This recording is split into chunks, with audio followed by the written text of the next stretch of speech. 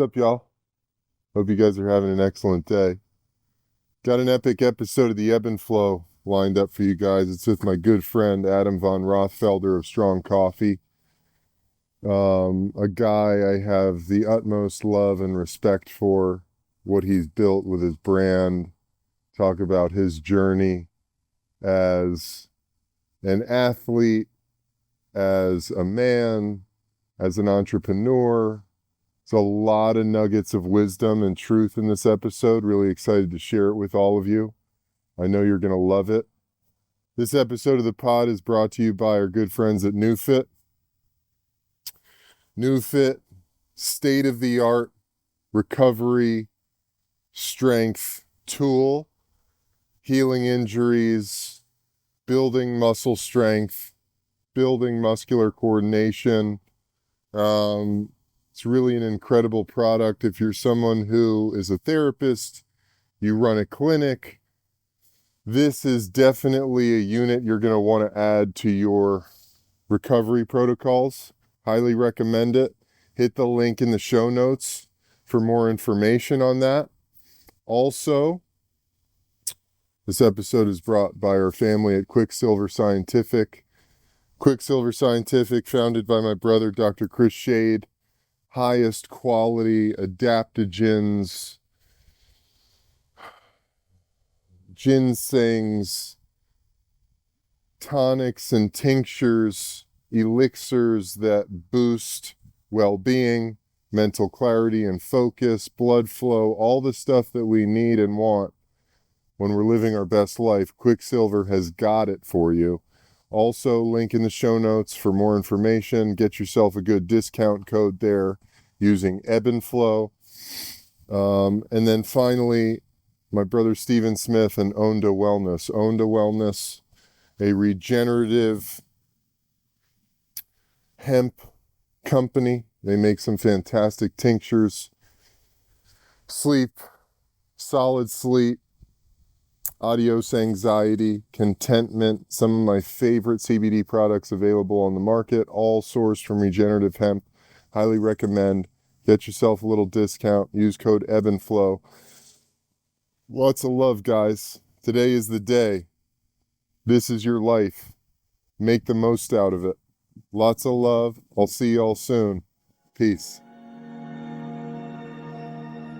You have unlocked the eternal link to internal source, the key of imagination, your admission, access to the enlightened dimension.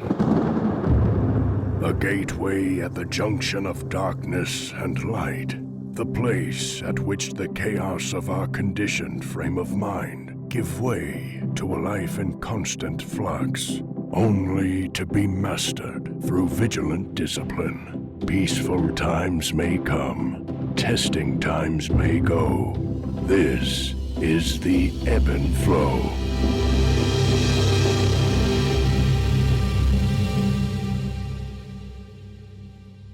All right, y'all. Adam.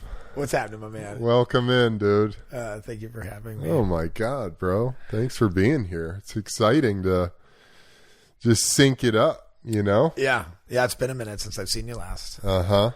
We go way too long in between our visits. Yeah, I know. Maybe we'll do something about that at some point.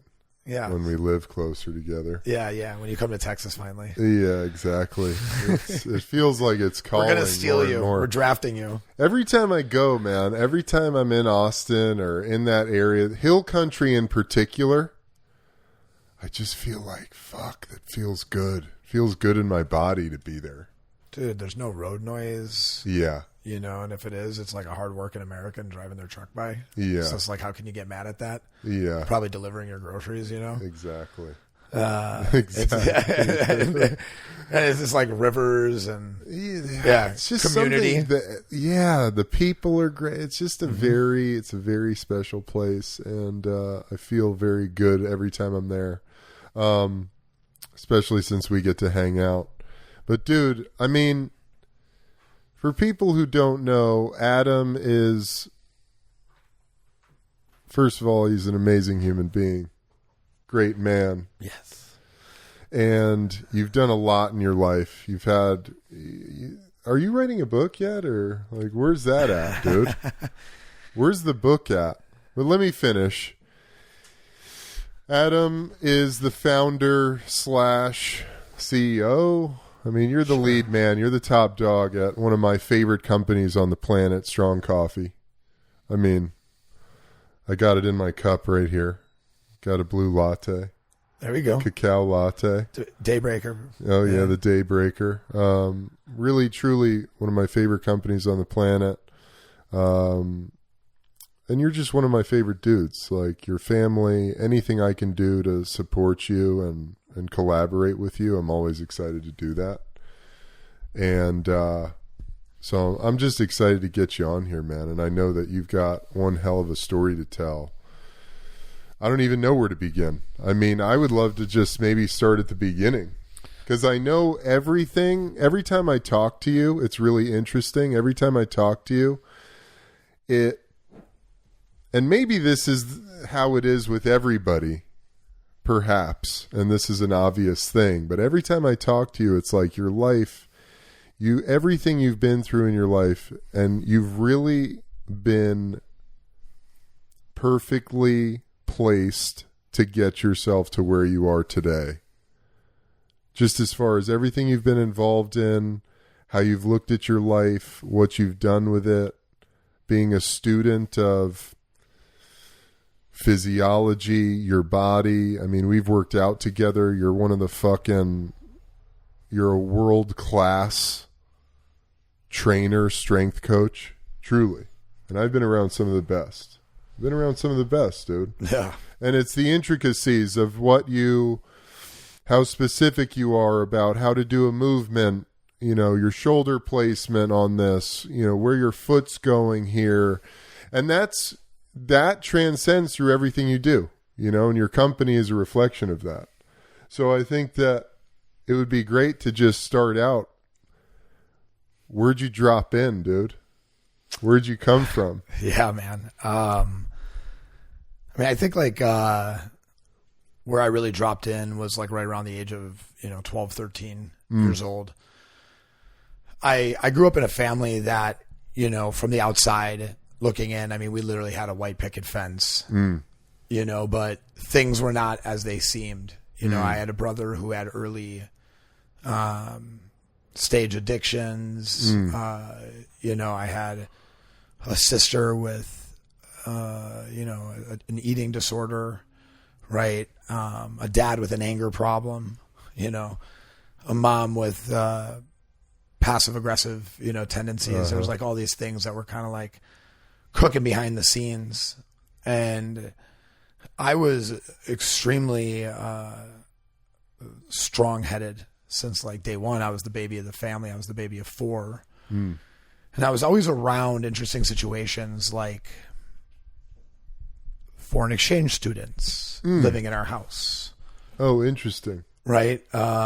Foster kids coming and staying with us for, a couple weeks. Like while my mom was like taking care of like a random baby that literally like got dropped off at our doorstep. Wow. And my mom like took her in from the state for, a couple months and until she got, adopted. I mean, there's been some really interesting things that kind of happened around that time. And when I was 12 or 13, my family adopted, for keeps, like not a foster situation, but adopted, my little brother, Danye.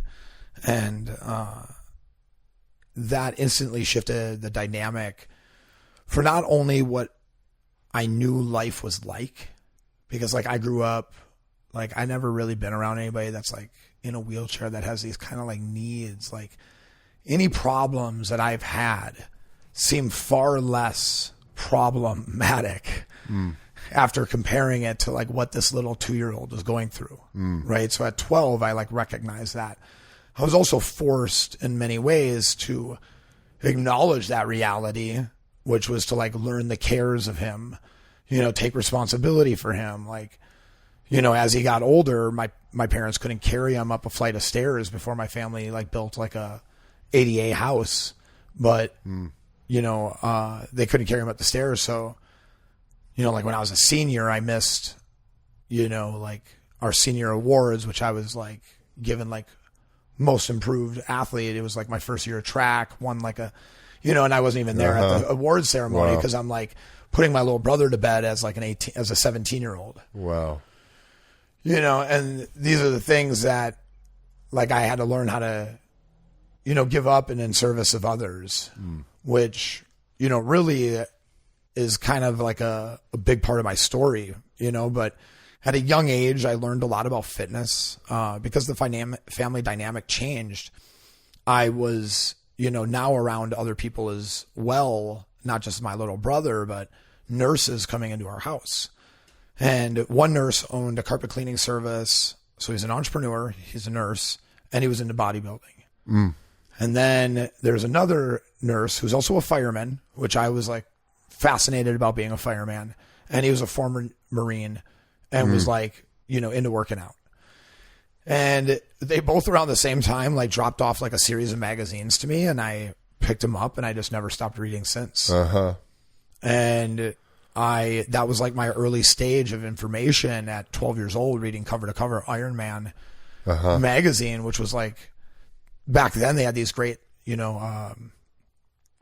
like mini books in the back of those magazines, and like position of flexion and all these like really interesting theories around developing more muscle or increasing more power that weren't like in the book, but you had to weren't in the magazine, but you had to buy this book to like really read about it. So I'd buy these books, I'd spend the $20, like whatever, to continue my education.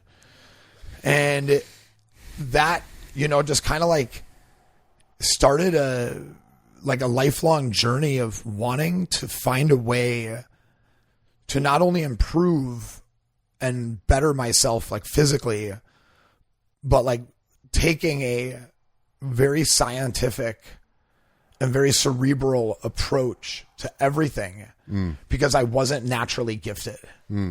I wasn't like, I wasn't going to be tall, I wasn't going to be overly big, and there were just like certain things. And I wanted to, if I wanted to do something, it's like, I figured out the smartest way to do it.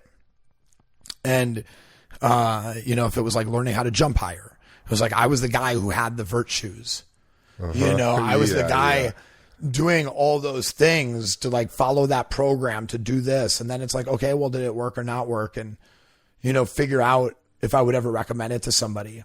Yeah. So that's kind of like where my the vert shoes, bro, they were fucking hilarious. I think Gus had they were so heavy. Yeah.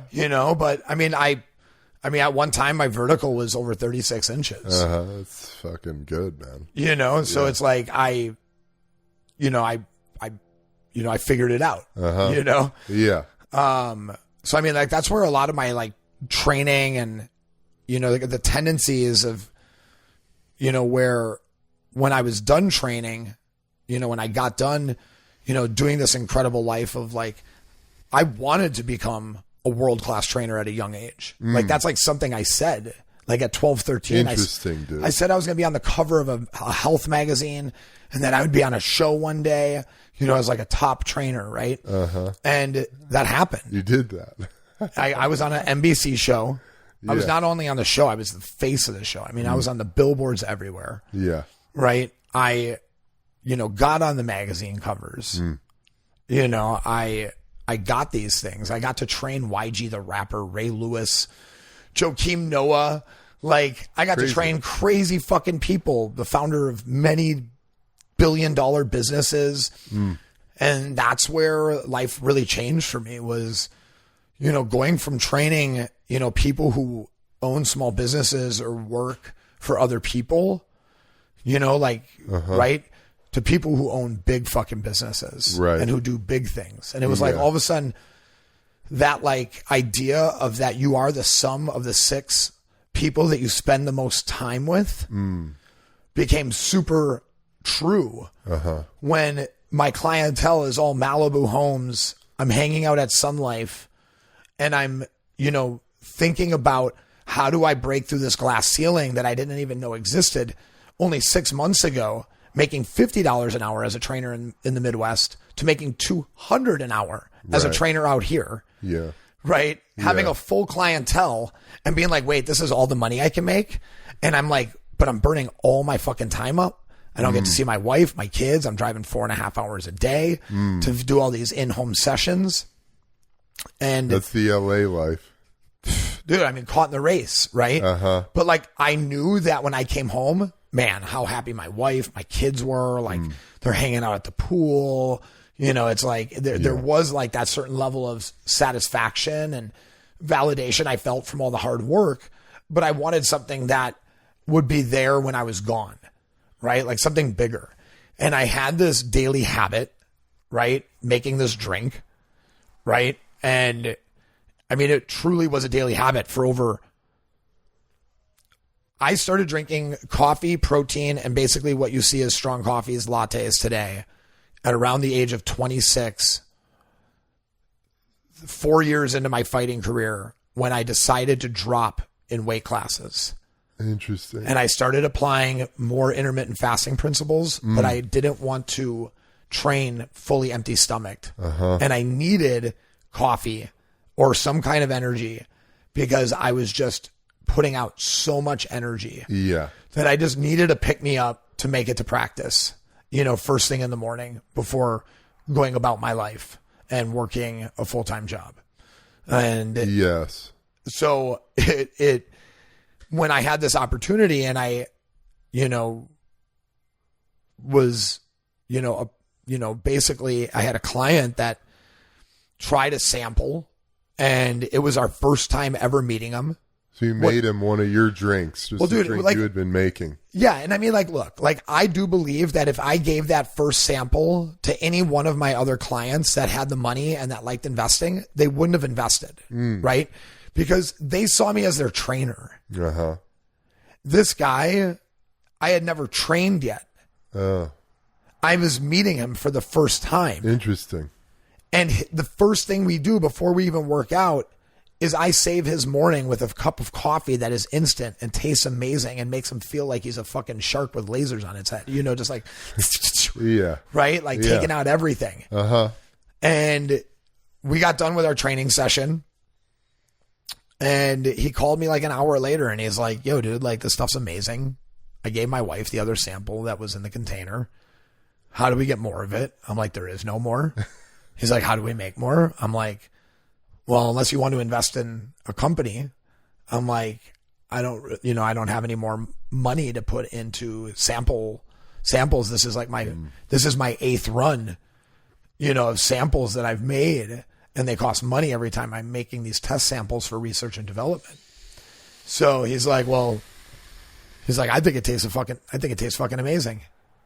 He's like, let's put it in a bag. Let's do it, Wow, dude. And I put together a business plan, financials, got on Google. How long ago was this? This was 5.5 years ago that I made those steps. So like, I'm a trainer who built a successful gym.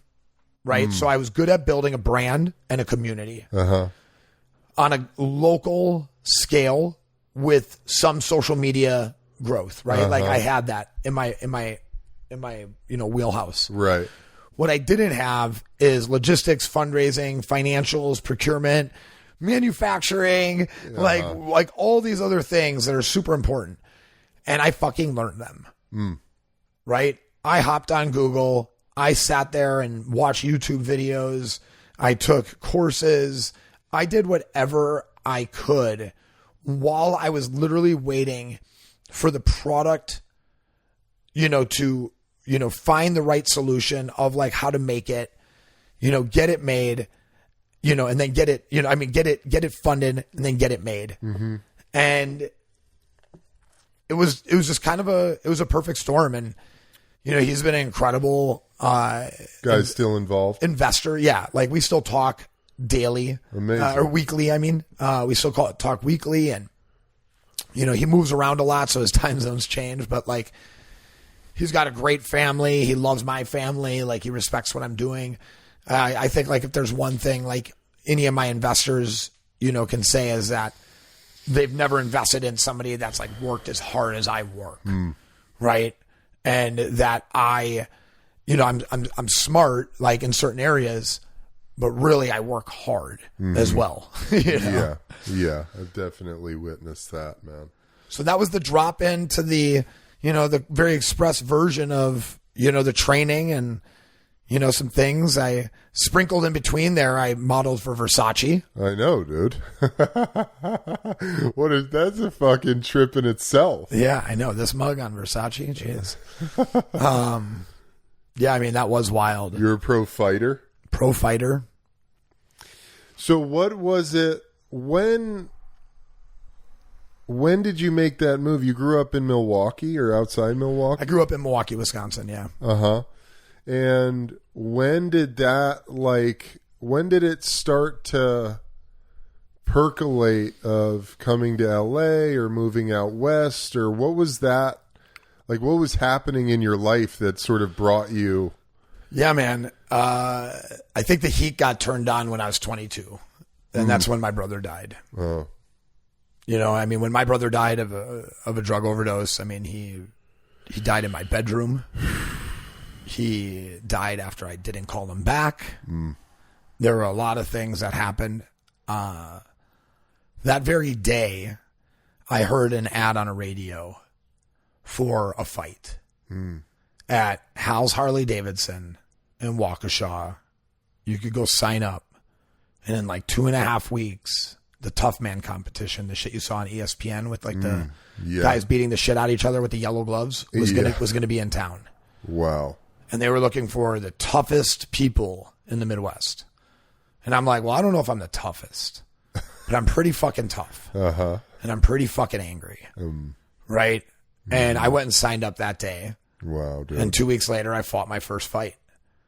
I hadn't fought anybody except for my dad a couple of times in my life up to that point, and a kid in 5th grade that, said I had big ears. Oh my God, dude. And so... Had you been training at all, fighting? No, man, I just got done playing college soccer, so I was in really good shape. And I did martial arts. I knew martial arts. I had trained with Duke Rufus at one point in my life when I was like 16. I would kick so hard as a 16-year-old, they'd have an adult hold pads for me. Wow. And it was just like... but I was like a lifelong soccer player. Yeah. And I understood like transverse movement. My hips just move differently from most fighters. Yeah. And that's kind of why I accelerated very quickly as a fighter, is I had very interesting hip movement and like foot speed and hand-eye coordination that, doesn't come from just like doing martial arts. Right. Playing a bunch of different sports, not really being like great at any of them, but like that's what mixed martial arts is. It's like a melting pot of a bunch of shit. Yeah. Creativity even comes in handy as a fighter. Oh yeah. Right? Like punching a different way because these other punches aren't working, and if you just punch differently, like the whole matrix shifts. People are like, what the fuck was that? Right. You'll hit them with it at least once. Yeah. Yeah, totally. Was fighting sort of the thing that, I feel like perhaps there are a handful of moments where we really start to find ourselves, and a lot of times it's like through tragedy, difficulty, hitting rock bottom, stepping into some new purpose or path, just throwing yourself into the unknown, that type of thing. Would you say that was where you started to really figure out, or at least tune into something that felt like destiny, for lack of a better word, or felt like you were going somewhere? My life started to feel like a movie in a way. Right? Where it did feel like it was destiny. Yeah. And it felt like it was too scripted. Like this is too Hollywood in a way. Like this is all happening in a manner that is setting itself up for me to be the hero of this crazy fucking story. Right? And when my brother died and I fought, there was a guy who came up to me the second day because it was a tournament. He's like, I saw you the day before. He's like, you got talent. He's like, super fast hands. And he's like, you got somebody to wrap your hands? And I was like, no, and I didn't, because I was the only guy there without a fucking coach. I was the only guy that wasn't. You just showed up. Yeah, I wasn't a fighter. I've been fighting my whole life, but I wasn't a fighter. Yeah. Right. So when he offered to wrap my hands, we talked a little bit, and it was interesting. Like, I felt like I was like meeting like Mr. Miyagi. And his name was Horace Kraft, Horace the Real Deal Kraft. And at one point in like the 80s, I mean, he was like the shit in kickboxing. Like, he was like a legend. And now he was just a retired older cop who still fought, but he was going through a lot himself. His wife was dying of cancer. And he took me in under his wing after that tournament, which I lost the tournament. The guy I lost to was 11-1 as an MMA fighter. Wow. I had never fought like this. Next year, I came back and I kicked that MMA fighter's ass in the first round and knocked him out. Wow, dude. And Horace was my corner, and I was then, I won that tournament. So I won the tournament the year later that like I set out to, I don't know if I set out to win, as I more set out to,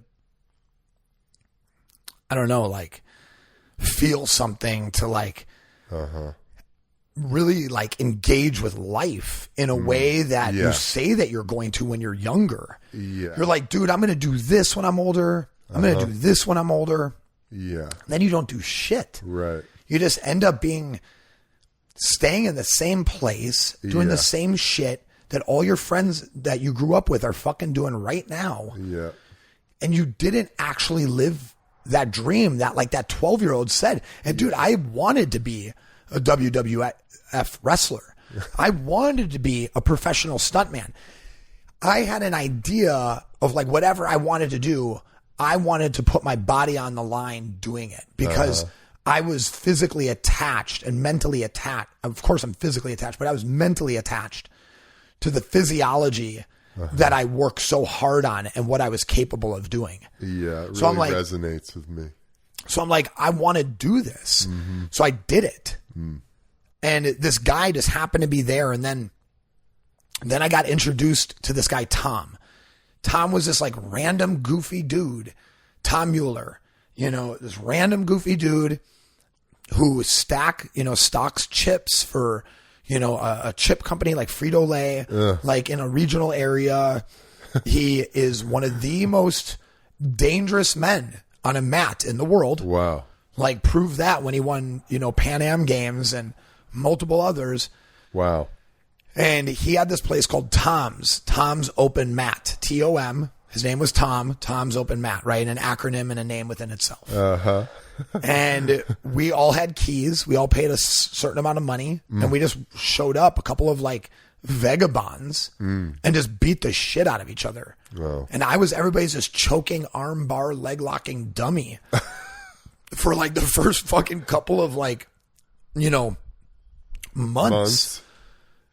And then they were like, dude, you should do this NAGA tournament coming up. What's NAGA? North American Grappling Association. Oh, okay. Grappling. Okay. And I'm like, how would you, sir? Yeah, go ahead. No, please. Quick side. How would you differentiate grappling from, say, jiu-jitsu or wrestling? So it's kind of like a crocodile and alligator, right? So it's like all things are grappling, but not all things are jiu-jitsu. Okay. Right? Like jiu-jitsu is grappling, judo is a form of grappling, right? So that's why it's called North America Grappling Association. What you'll see in differences are like freestyle wrestlers who go for like takedowns and transitions because they don't know submissions in like a situation like that. Yeah. Or like a catch wrestler who does different types of submissions that are kind of like Americanized versions of ninjutsu and jujitsu and different sorts Yeah. of Asian style grappling that was also like transitioned through freestyle wrestling use, kind of like the way we stood and like we're like more aggressive. Yeah. So it's less of a finesse thing, catch wrestling. It's like what Ken Shamrock did. Okay. Very just super aggressive, hard, fast. Yeah. Doesn't give a fuck about the finesse aspect because there's no gi involved. Yeah. Right? And the gi allows for a lot of finesse. Right? Like really good athletes, when they do jujitsu in a gi, become not really good athletes. Yeah. Because the gi slows them down. Right. And like speed is like somebody, for me, a huge factor. Yeah. You know? Yeah. So that's why I accelerated in MMA and NAGA. So I do this NAGA thing and I do really well. I take second in, the Midwest. It's like a 11 state invitational. I'd only been doing jiu-jitsu a couple of months. And yeah. It's nuts, dude. Well, and I'm beating like purple belts and brown belts on a regular basis. And I had just a really interesting style of scrambling. And if I didn't get you in like a rear naked or a darce, I wasn't going to get you because I wasn't overly technical. I just had these two moves that somehow like clicked in my brain really well. Yeah. And everything else like really didn't. But like my ability to scramble, like speed, strength, awareness of where I am on the ground and where they are, always seemed a lot higher. And I think that was a lot to do with gymnastics because like your proprioception of like spinning and flipping really comes in handy when you're blindfolded upside down and like trying to rotate around somebody's leg as quickly as possible. Yeah. It's like, oh, I know where I am in space just a little bit better than these people, even though they know jujitsu a lot better than I do. Right. So it makes a lot of sense, man. Yeah. It's like bringing in your life of being an athlete at a very high level, working, like you said, like in these disciplines that gymnastics or soccer or where there's a lot of proprioception, there's a lot of balance, there's a lot of like unorthodox, you find yourself in a lot of strange positions. Yeah. Yeah. And so to bring your athleticism into that world where it's almost not necessarily predicted, but you're in a system, you're working in a system. And so you're coming into that totally free of any system, very unorthodox, allowing your athleticism and then what you're learning as you go to just beat your opponents. Yeah. Well, and I had interesting, like proportionally, I was told this by, when I got into the modeling world, by like some high level fashion person. He's like, your shins are very short. Interesting. Comparative to your my femur length. Right. Well, like for takedowns, that's fucking amazing. Right.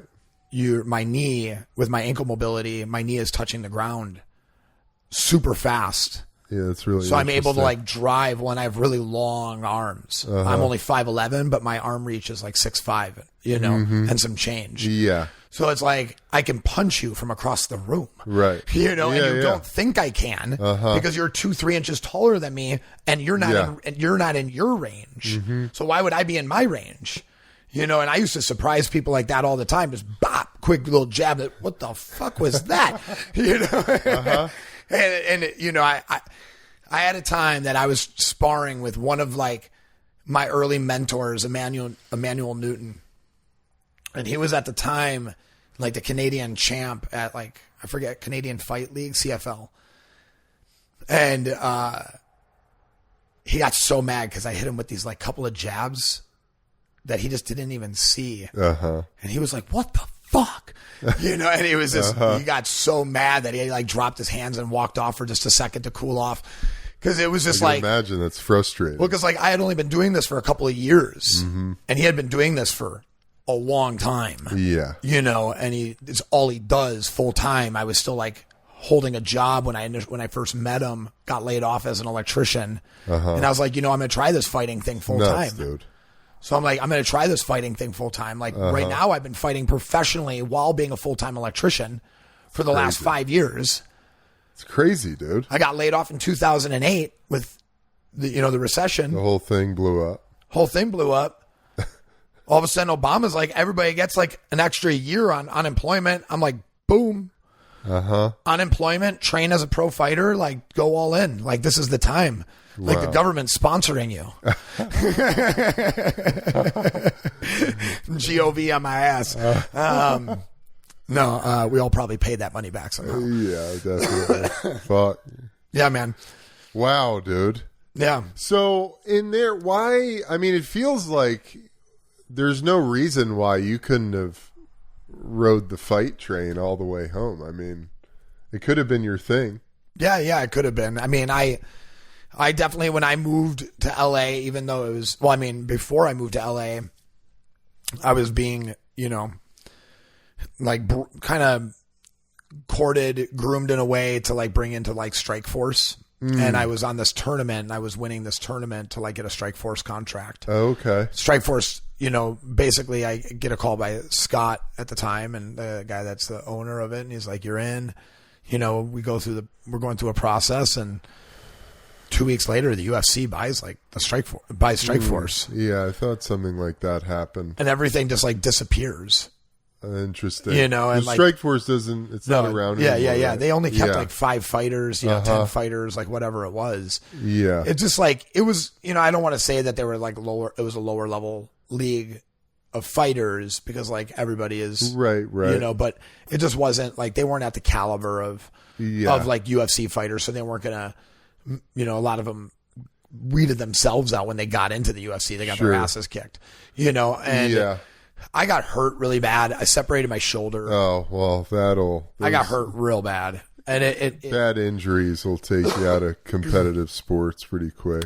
Yeah, I mean, and really it took me out of competitive sports in the sense that mentally it took me out of the game in a way that a lot of what I was doing in the ring was therapeutic. Of course. And when that injury happened, I had this massive release and really feeling, and it was like for the first time in my life, I wanted to like stop fighting and start feeling what was going on. Wow. Right. And, like stop hurting individuals, start healing myself. Right. And I recognized like what I had done to myself, even on a physical level, like between the way my shoulder felt, the way like my wrist felt, or my hip felt, or, different things from just like kicking as hard as you fucking can, wrestling as hard as you can every fucking day, going as hard as you can with no remorse, no idea of the repercussions of what your body is like going through because your brain is the one driving the train, and it's like, you don't listen to shit because you're young, smoke a little weed, eat some food, take a nap, you'll be fine. It's like whatever. 1,000%, dude. Oh my God. Wow. That's such a great insight. Plus, dude. I didn't like the people I was around. Especially after I like kind of woke up. It wasn't your tribe. It wasn't who you vibed with. And I'm fucked up, right? Like I've had plenty of things that have gone on in my life that like fucked me up at that time. So I was around a lot of people who are also equally fucked up. Right. Mm-hmm. And it was interesting because when you really think about it, fighting requires a certain level of mentality. Yeah, dude.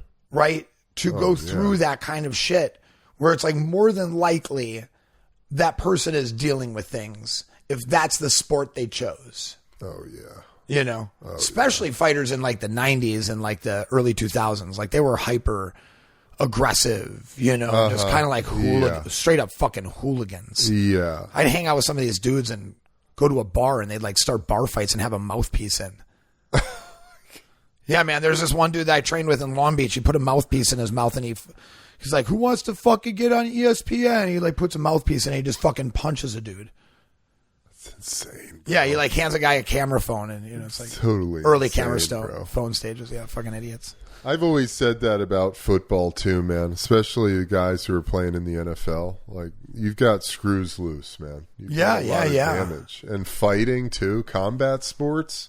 Any combat sports where you're making it your life, you're making your life about this sport that's literally about beating the shit out of people and taking a beating and figuring out how to do that the best way possible.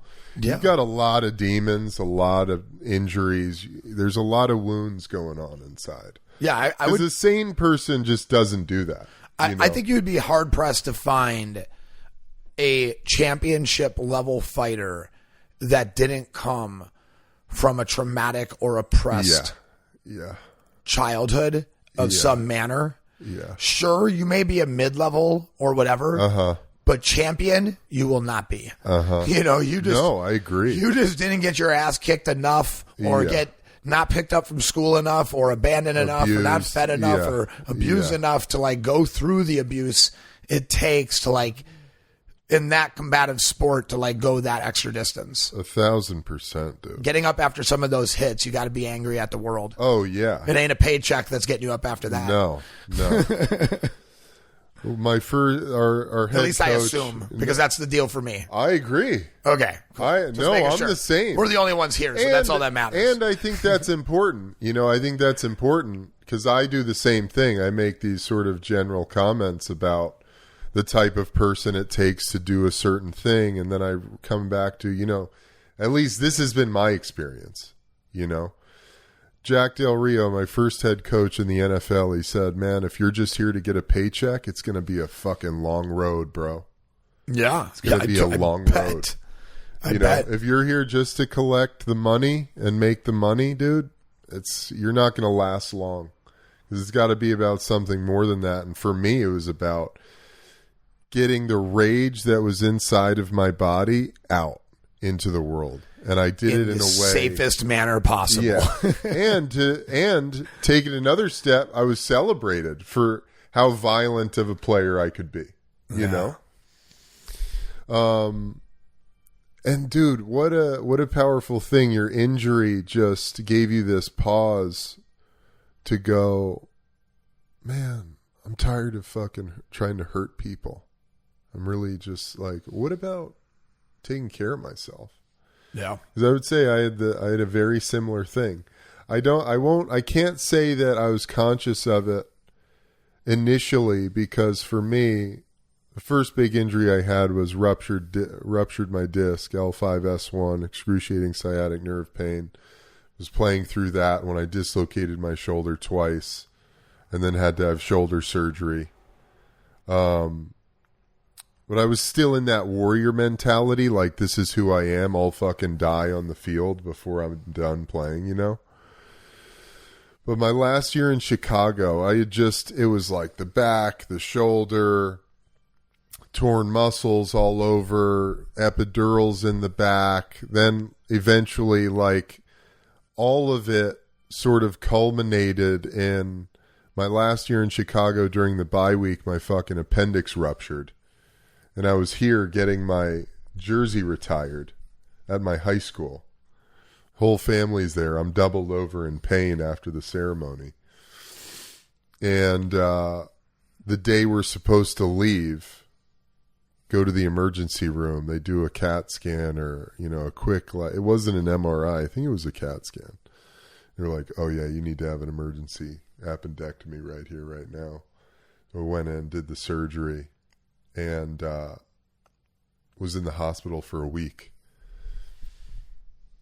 Came back, and they gave me about a month. They're like, don't worry about playing, just get your weight back up. I still had to have blood tests done like every few days to make sure all the toxic shit was out of my system. And finally I came back, was practicing again. There was probably a month left of the season, so 4 games, and I was sitting there in the film room just thinking, what am I doing here? Like, I'm in pain from the top of my head to my big toes, dude. Like, I'm killing myself out here. And I was watching myself on film, and I thought to myself, I used to want to kill that guy that I'm going up against, and I have none of that left. Like, I love that guy. Like, that dude's worked my so friend. hard to be here. Yeah, like, I used to go out onto the field just wanting blood, man, and I was like, I have none of that left, and here I am. I've been thinking this is glorious, this coach back here, God bless him, he doesn't give a shit, dude. If I walked out of here today, he'd plug in some young gun, some rookie into my spot, And I just thought, there's 1,000 places I'd rather be than right here doing this. And I knew I was done. So that was my last year. And, slowly but surely realized that it was going to be a long road to getting back, putting myself back together, Yeah, 100%. I mean, when I hurt my shoulder, it was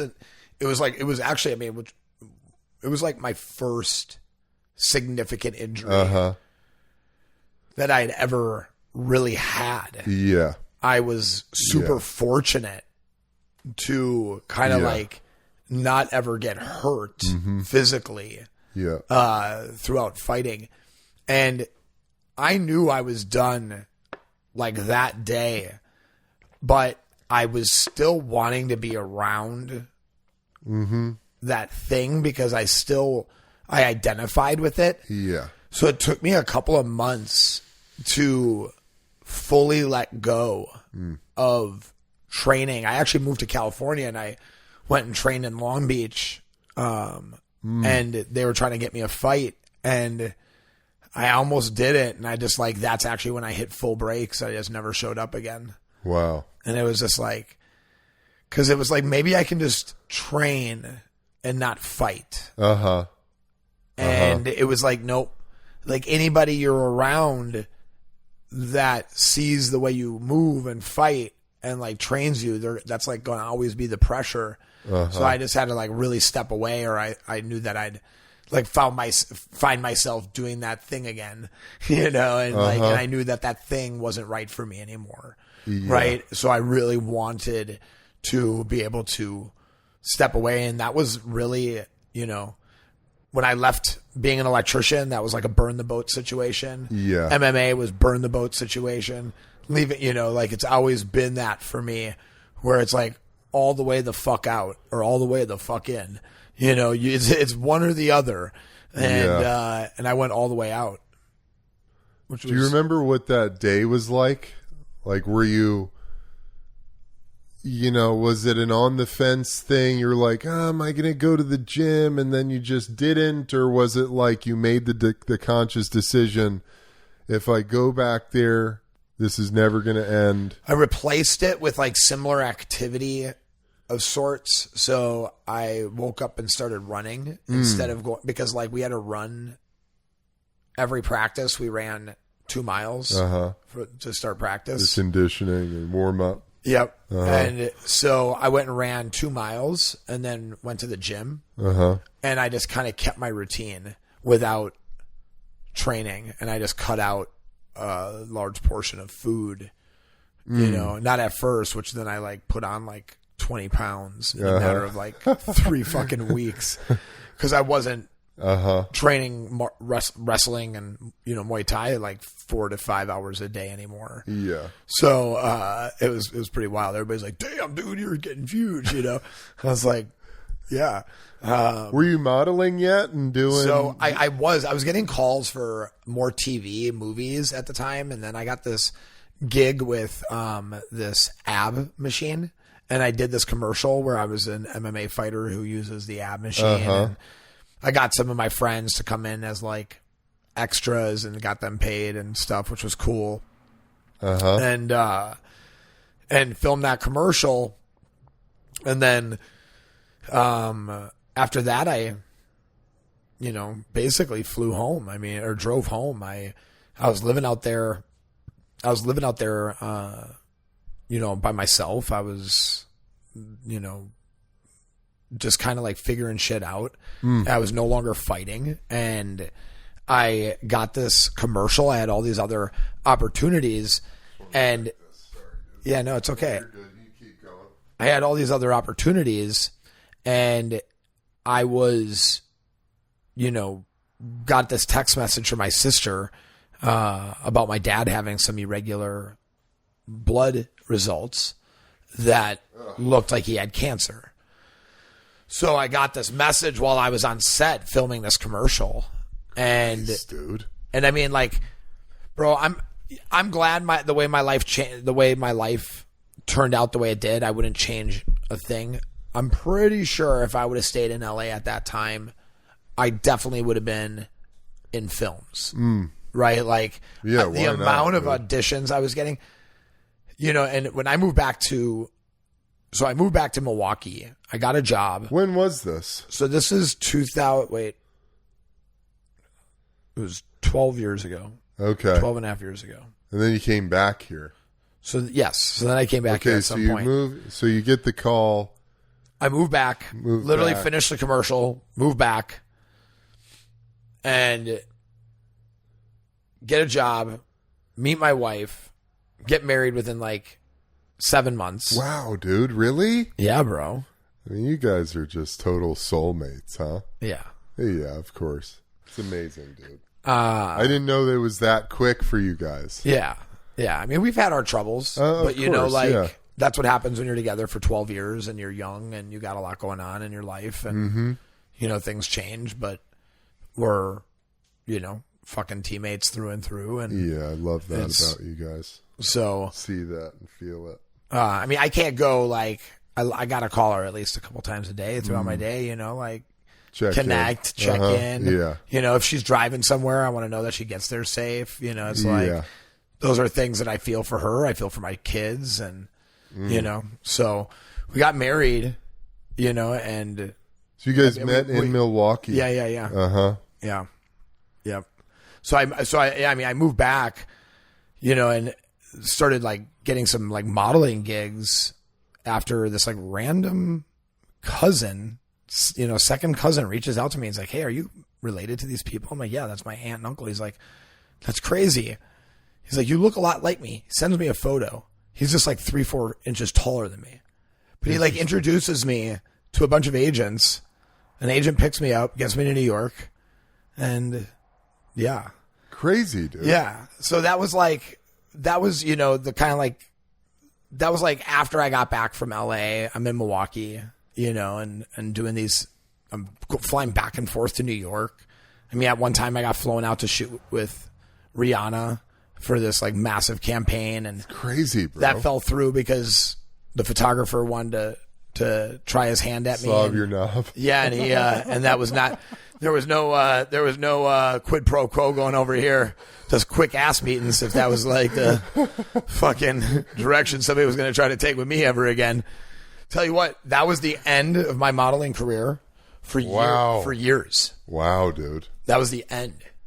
Must have went through the old predatorial walkie-talkie system that they had that hiring Adam Von Rothfelder wasn't going to get your dick wet. Wow. And all of a sudden, dude, I was hot, bro. I was hot, dude. I was shooting with Harper's Bazaar. Uh-huh. I walked Marc Jacobs. I walked different runway shows.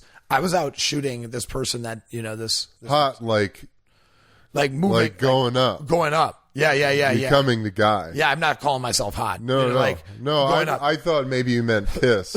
No. So I'm. My shit's moving. You were sought after.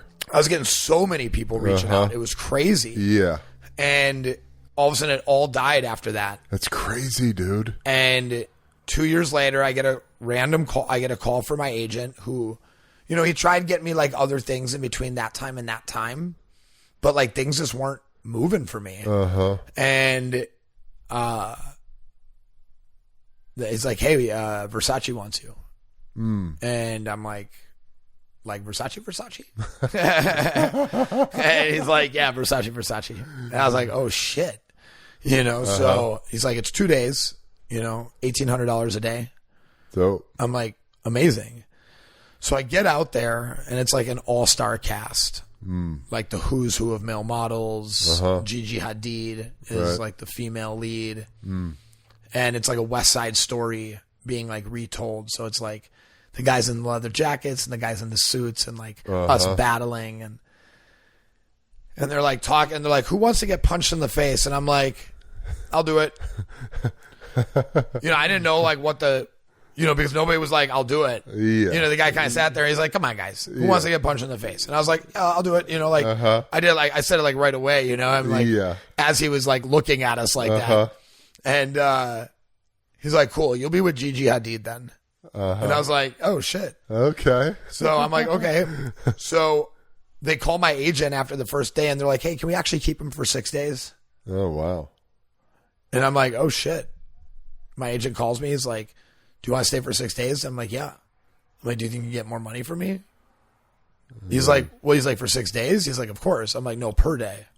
Uh-huh. I was like, ask him for $2,000. Tell him I got kids. Tell him I got kids. Yeah. You know? He's Fuck like, yeah. So he called him up, and he's like, $2,000 a day.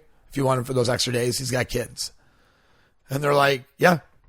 Done. So not only did I get $2,000 a day for those 6 days, I was hanging out with Donatella, and that's nuts, dude. I like she's in the back, like looking at some clothing, and they're just going through like different like checks on clothing as they're like putting stuff on us. And I was looking at this suit, and I was like, wow, this is beautiful. It has this like incredible blue like patterns that go through the suit in all different directions, like one of a kind type shit. Yeah. You know, $8,000 suit. Yeah, for sure. I mean, this was for sure $8,000 suit 6 years ago. It's probably like a 12 to $15,000 suit today. Yeah. She was like, put the jacket on. So I put it on. She's like, it fits you perfect. She's like, you take that. Wow. She gives me this suit. She's like, thank you so much. She's like, you made the shoot. So we're like crazy, dude. So we're like sitting there actually having lunch. And we sit next to each other, and we were like talking, and I'm looking at my phone, and a picture of my daughter pops up, and she's like standing in my hand, and I'm just holding my hand out, like this. And my daughter's holding standing in my hand and balancing. And Donatella looks over at my phone, and she goes, oh my God, that she can do that? I'm like, yeah, it's something we do. We've done it since she was, a baby. Uh-huh. And she goes, how old is she? And I go, 4. She's like, wow, she looks 6. She's like, very mature face, like great cheekbones. She's like, how would you like to be the face? How would you like her to be the face of Versace kids? Wow, dude. She's like, I could see you two doing a photo shoot together. And I'm like, well, I'm leaving for a TV show, when I get back from this. Was this the Top Trainer show? Yeah. So so this is in 2016 that this is all happening. Wow, dude. So I am like, hey, when I leave here, I'm literally like leaving for California for probably like 2 to 3 months to film this TV show. Uh-huh. She's like, well, when you get back, let's shoot the campaign. So I got back, shot the campaign. You did that. I filmed the TV show, shot the campaign when I got back with Versace.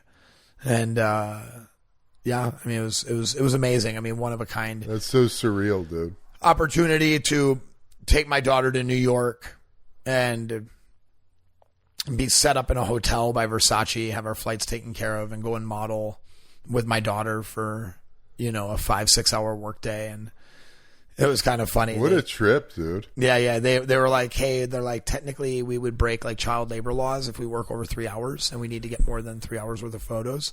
So we can't actually pay your daughter to be the model. We're just going to pay you double. And I'm like, cool. Yeah. I'm like, so I'll give her $10 and I'll keep the 6,000. I'm like, this is great.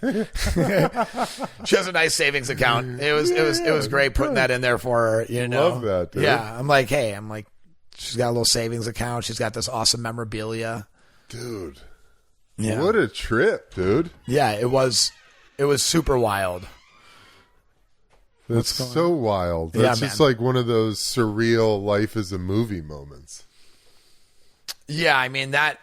It's like where you've come from and all the shit, like then you're at this as top of the tippy top as it could possibly be fashion shoot, talking to a woman who's, considered an icon of fashion.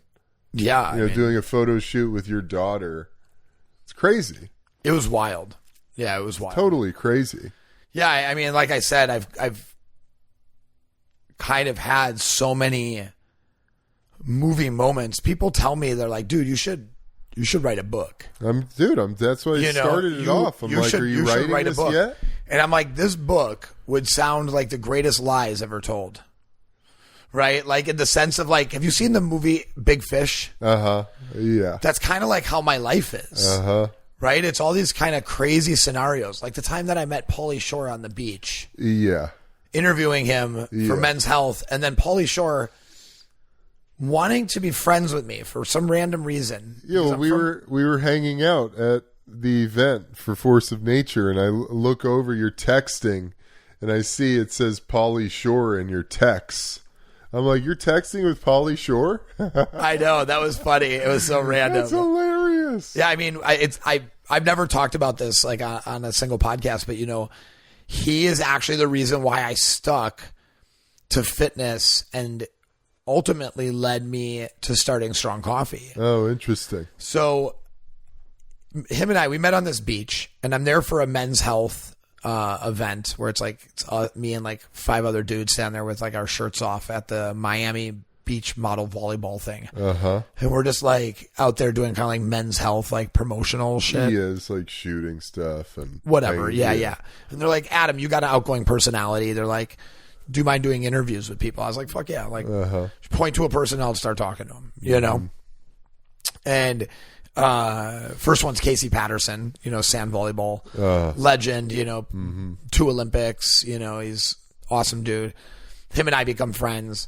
And then Pauly Shore comes up and we become friends. And it's like, because I'm from Wisconsin, his family was from Wisconsin. So there was like a really interesting connection there. And I get a call from him, you know, months later. It was like, yeah, like a couple months later. And he's like, hey, I'm going to be in Wisconsin. I'd love to come and train with you. You know, I'm like, okay, cool. And he brings like a whole film crew. And we're like, oh yeah, you were telling me about and this. You know, we're walking down the street, and it's wild because I really never watched it until I never had seen it. But I ended up being in his documentary. And, you know, which is, you know, really like those documentaries, I mean, in a way, kind of like resonated like brought him back in a way, because it like you could tell his story in a way. And I was in one of his documentaries, and, you know, I watched it years after my dad died, but we're talking about my dad going through leukemia and battling cancer, and his mom just being diagnosed with cancer. And we're talking about just like being older and like growing up and like losing, you know, the people in your life and like the people that mean so much to you. And I look at that moment, like listening back to myself, just like the consciousness I had in that situation, that I was still like out there, like consoling and like conversating and relating and empathizing with somebody else going through the same thing, and giving them an outlet, you know, to train and to like talk. Yeah. And then like we ended up, you know, becoming better friends, and he'd like fly me out to like a thing. He's like, I'm going on a tour in Florida, and I'm fucking like driving in a car with him, you know, with another comedian and doing comedy shows. And yeah, I mean, it's wild. It's totally wild. Though. Yeah. So there has been some super random just occurrences in my life that I would love to write in a book. It's a book, bro. At some point. Just start jotting it down. Very soon. Even if you just start put it into bullet points. You know, something you said earlier that I've definitely recognized in my own life. And when you find yourself in a place, a moment in your life where you're recognizing how you've got one idea or a vision, like you were talking about, the 12-year-old version of you saying, I'm going to do this with my life. I'm going to be this person. I'm going to do this. And then you have that moment of clarity. Could be totally random. Nothing mind-blowing happens. It could be a totally mundane moment, walking down the street or watching a TV show, where all of a sudden you're struck with your reality and you recognize how you're doing the same thing day in, day out, and you see all the way down the rabbit hole where it's going and where that will lead. You know what I mean? And Yeah. you're like, if I keep living my life the way I'm living it right here, right now, I'm never going to do that thing because it's just not how it happens. And I need to radically, you have that shift. It's like a fucking quantum cosmic shift where you completely, you make that decision. I'm going to do something different tomorrow because this is what I want to be doing with my life. You know, and being willing to fucking burn the boats, say, okay, I'm taking a complete leap of faith. I'm jumping into the unknown. I have no idea what's over there, but fuck it, because this thing is not what I want to be doing anymore because I know where this is going to go. And I've got to just make a different choice today and do something different if I want my life to be like this. Totally. I mean, You know? yeah, 100%. I mean, everything that I've actually done as an adult, I said I was going to do as a child. Like I even said I was going to own a supplement company. I used to make my own pre-workout drink called Monkey Juice. And I took, you gotta bring that back, bro. So the monkey juice. So I took Tang because like I didn't like any of the other bases of flavor that were like existing out there. They all tasted so fake to me. Back in like the late 90s. And so I took Tang and I went on bulk supplements like .com and I just ordered creatine and citrulline malate and glutamine and I just threw them all into like one big container with the Tang, but like measured it out what size scooper I would need and I just shook it violently and every time I was going to use it, take the scooper, take a scoop, boom, I had my pre-workout with like the sugars I wanted, the flavor I wanted, and it wasn't like Celtech bullshit pricing. Right. That was like what I saw. So I just kind of started making my own shit. And then I like started putting beta alanine in it, just like I made that for years. And You're it was a mad scientist. well, it was, yeah. And I mean, that kind of goes into like, as a trainer, I got really vocal about the bullshit that exists in training. Right. And that was like me stage writing or me stage lefting. What does it mean when you leave? Stage left? Stage left.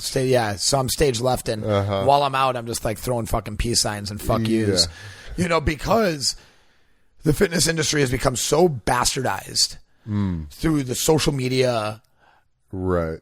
Influencer fitness bullshit that the same dogma even slides by within the gyms themselves, where it's like I'm a technician, like you said, like I am so ridiculously detail orientated with somebody on how they're moving that I cannot stand by and allow somebody to move subpar to that expectation. That was not what I was seeing anymore in gyms. High level people that are highly, credentialed, meaning tons of followers. Right? Wrote a book, like whatever the fuck they did, to become popular. I see the application. I'm like, this is dog shit. And I didn't feel like fixing it because I felt like the amount of work to try to fix that was just like, it wasn't worth it to me anymore. But what I did see was how I could help the same amount of people by creating something that doesn't require as much effort, and giving them something that is actually healthy, that is really just like a super easy decision and prep to make. And that was like where I was like, okay, this is where I'll put my effort. I was like, instead of trying to save the fitness world from damnation, I'm like, I want to jump in the supplement world because there's a lot more shenanigans going on there, and create a way better product and lean on, ethical dosing, ethical sourcing instead of just marketing. Marketing. Yeah. Well, I think that's for anyone and everyone who recognizes a flaw or an issue in their environment or the system that they find themselves in, man, it's like we don't solve any problems by just fucking ruminating on the problems and how fucked up it is. No. When we get into solutions about just like, how do I make it better? What can I do? What can I do? Like, get into fucking the solution, man. And just do that. I had 2 rules at my gym that I owned for 7 years. Don't sleep with the clients.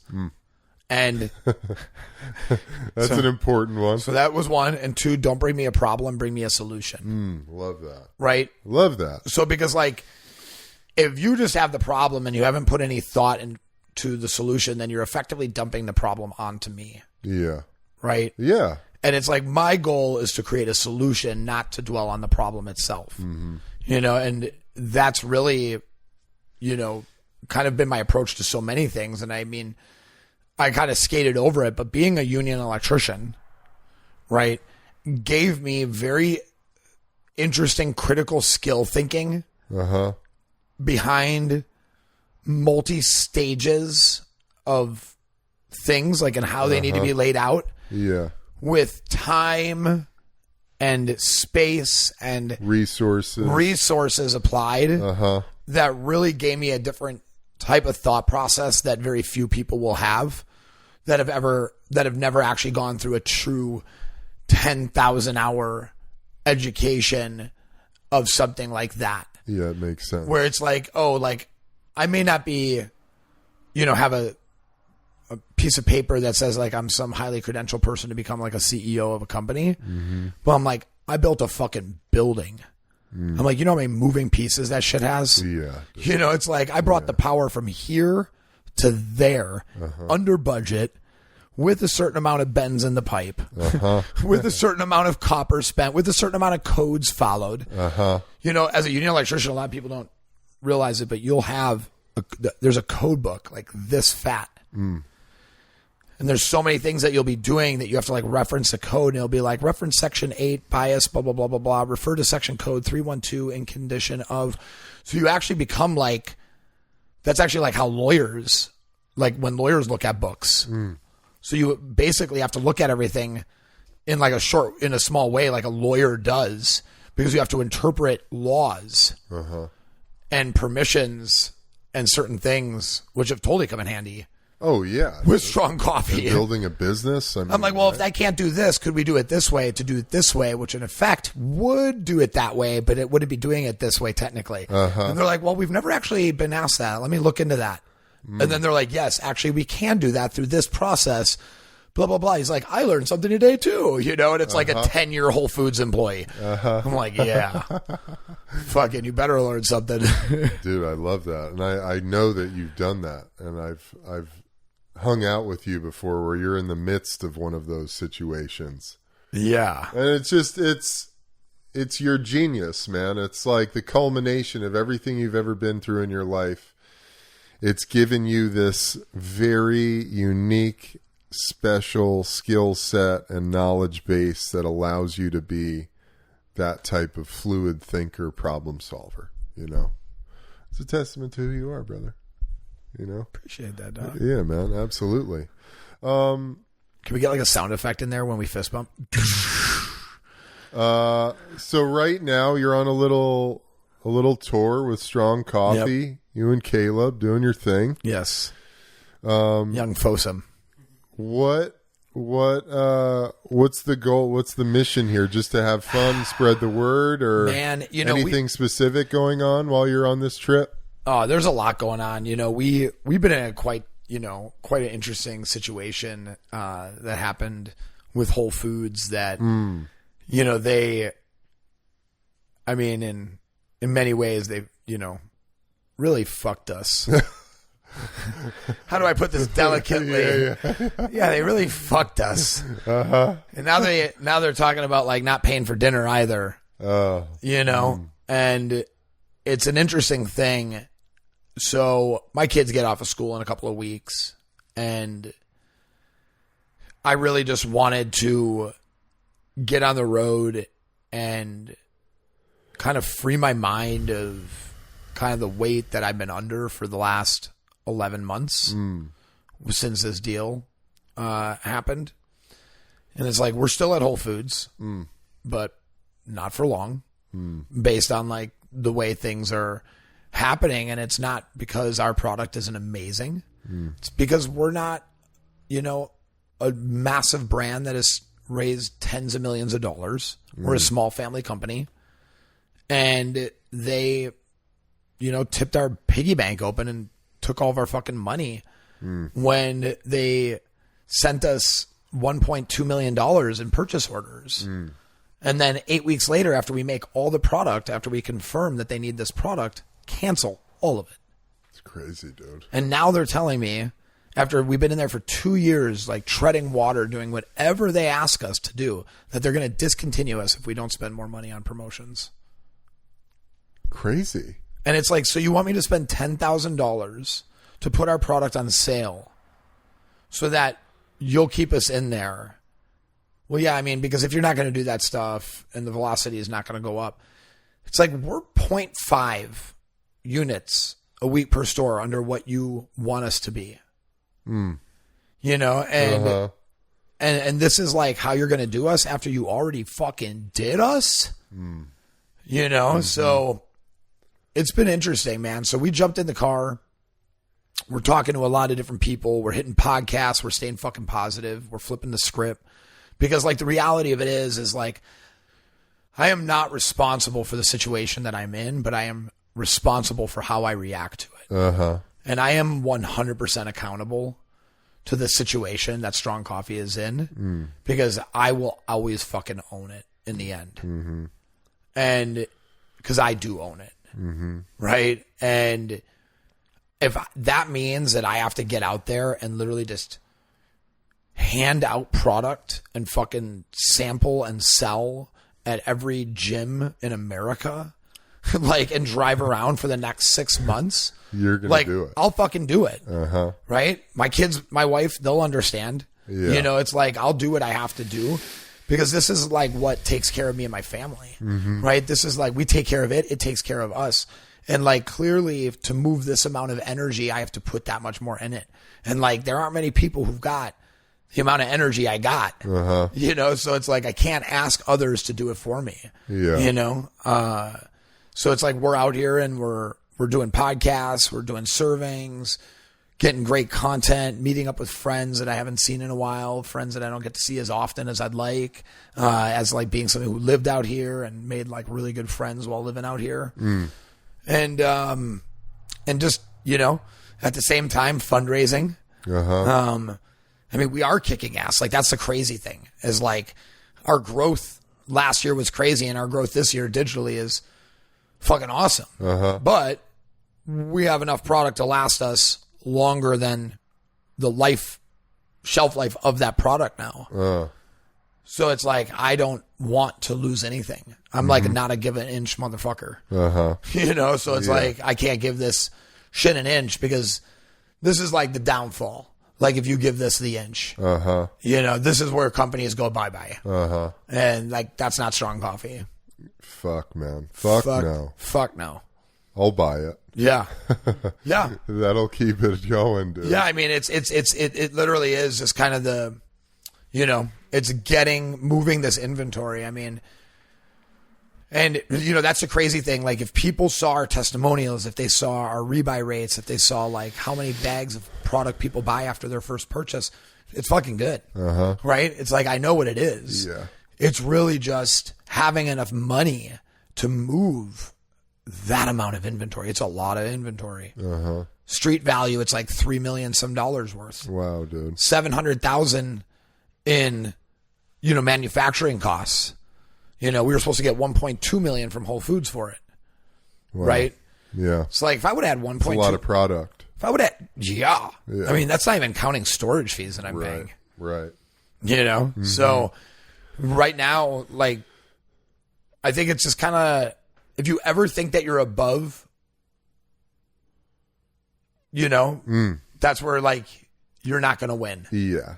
I'm not above shit. Yeah. Like, I'm not above sleeping in a fucking van, driving across the country, serving coffee from gym to gym, doing podcasts with whomever. Like, you're an amazing fucking podcaster. I'm privileged to fucking be here. But I will go to the guy down the street next who wants to do a podcast with me, and I will do this all over again if that means selling 2 more boxes of Strong Coffee. you know, because it's really about like continuing this mission, which is to make people better and stronger through a better morning practice. And I don't think anybody else has done it like we have. No, yeah. I mean, yeah. Anybody listening, if you haven't already tried strong coffee, I can't tell you enough. And once you have it, you're fucking hooked, man. Because of what's in it. You know, it's fucking good. It's the real deal. Like you said, I mean, if it's not a replacement for your lifetime morning cup of coffee, at bare minimum, it will definitely be your new favorite pre-workout. Yes. You know what I mean? Totally. One of the two.